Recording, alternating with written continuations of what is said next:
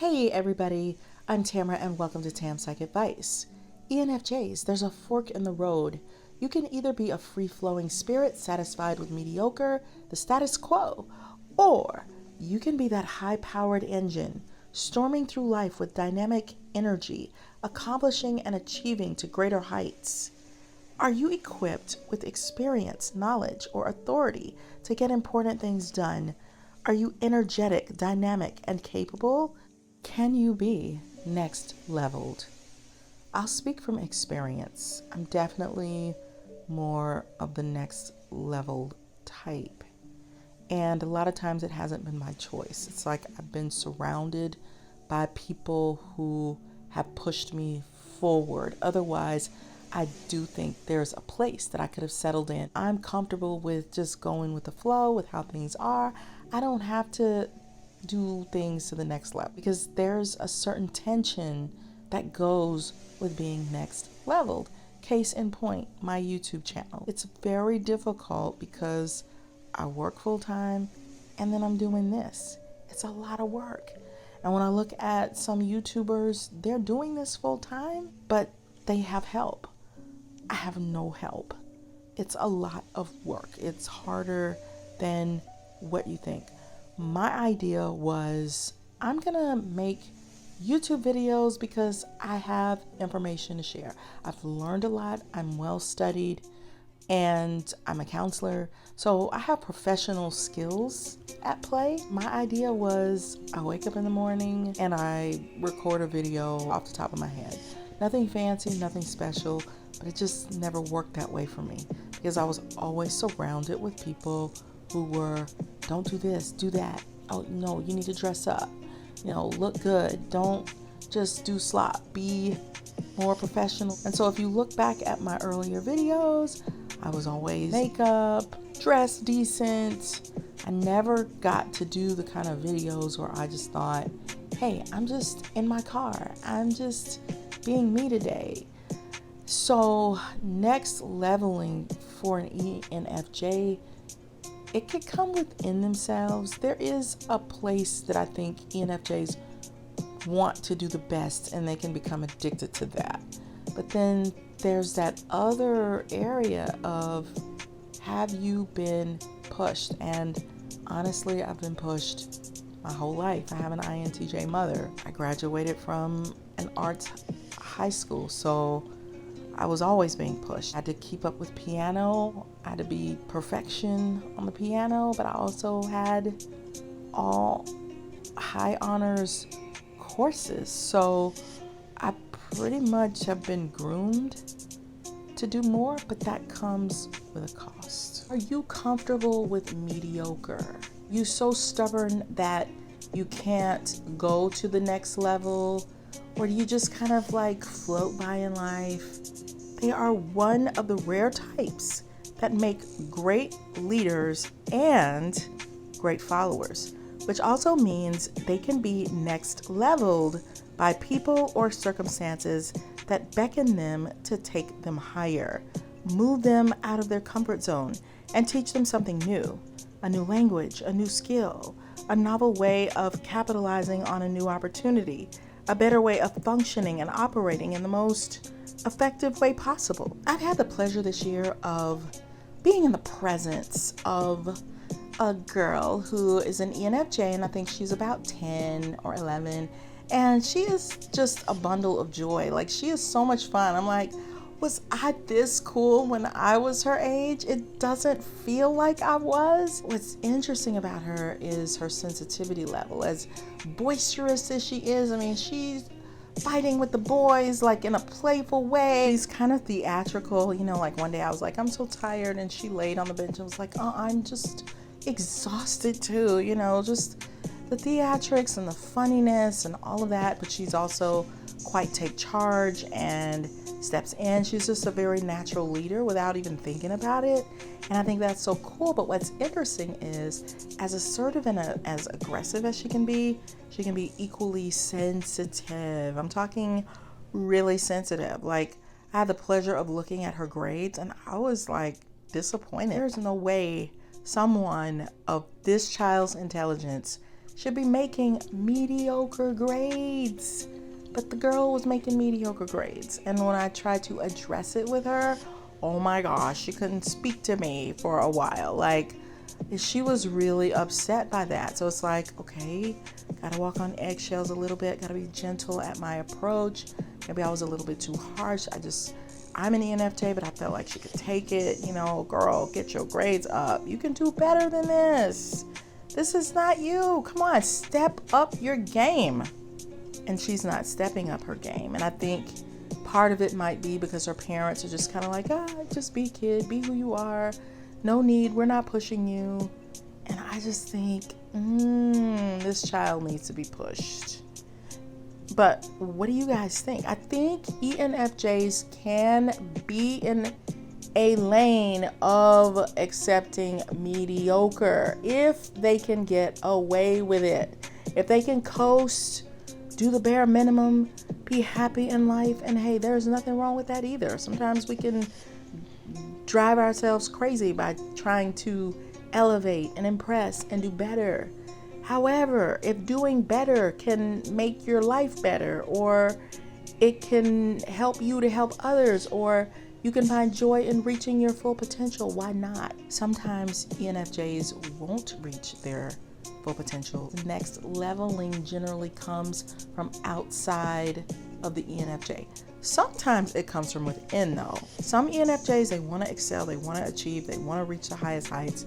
Gotcha. Next leveling is different because when somebody else is pushing you in that direction, it isn't as much fun. It might be confusing. It might come from being in a super toxic environment. You might be asked to do things that aren't your job at all.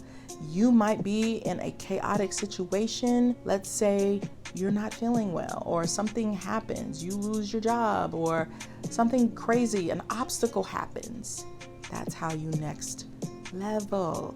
And it gives you new perspective. It puts you in a different place. Those people who have never had to suffer at anything, they're going to be different from those who have had some sort of challenge or some type of bias, or you've been looked at differently because you were the only female in a male organization. That's going to change your perspective on how you function. It's going to help you level up. It's going to give you another layer. You're not going to be one note. So making adjustments, changing, shifting, gaining new knowledge, figuring out how to put together that new structure or new tool that requires a ton of details and executing to the ENFJ is going to be difficult. Yet they can do it, and they do it all the time. Accepting someone's request to do something that absolutely they do not want to do, they will hate it. They want to do their own thing. They don't want to stretch, and yet they find themselves becoming elastic over and over again, gaining enormous strength from it. Don't ever underestimate the power of your ENFJ-ness. They will make a fool of you, or they may elect to keep their skills to themselves. Here's an example of what I'm talking about. Scholars believe that Jesus in his human form was an ENFJ. In the Bible, Mark 6:4-6 says, when Jesus was in his hometown of Nazareth, because of the people's disbelief, he could not perform any miracles there. ENFJs function with the same principle. Can I give you my worth? Can I give you my value, my skill? There are some environments where they can't work, that they're not going to be able to give you that secret sauce, their abilities. To be clear, ENFJs are not God. I am in no way trying to make that type of comparison. However, they do have human skills that are innate gifts, like the gifts of discernment. ENFJs are drawn to a specific occupation in life. They will become highly skilled in that area, whether it's counseling, the arts, soccer, the medical field. But there are aggressive people who they will occasionally encounter who are not open to it. They may be a well-intentioned person who has their own system, or they may have malicious motives on the other hand. Either way, an ENFJ will learn to step back, exercising their ability to follow and not lead, and the magic that they could work in that organization or family system will be lost, and they will never know what magic the ENFJ had. If that is the case, can ENFJs be next leveled? Can they surpass others? Can they become a better, more advanced, more successful version of themselves? Can they offer impressive talent? Yes, yes, and yes. It is simultaneously painful and exhilarating to the ENFJ. People are constantly asking ENFJ to achieve, to make things happen, to step out of their comfort zone.